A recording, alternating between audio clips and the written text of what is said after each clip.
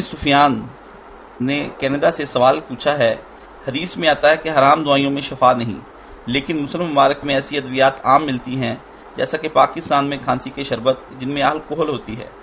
جس سے نیند بھی بہت آتی ہے، آیا یہ ادویات استعمال کرنا درست ہے یا نہیں؟ یہ تو بالکل صحیح ہے کہ اللہ کے رسول اللہ صلی اللہ علیہ وسلم نے فرمایا کہ اللہ نے حرام میں شفا نہیں رکھی،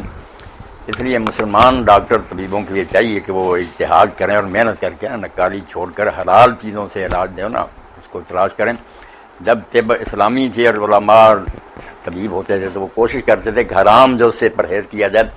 باقی اگر ایسی صورتحال پیدا ہو جائے کہ حلال دوائی نہیں ملتی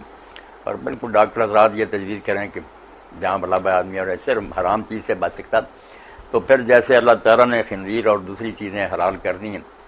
یہ جو ہے نا کہ حلال اس میں شفا نہیں رکھی، شفا تو ہے جو ہے نا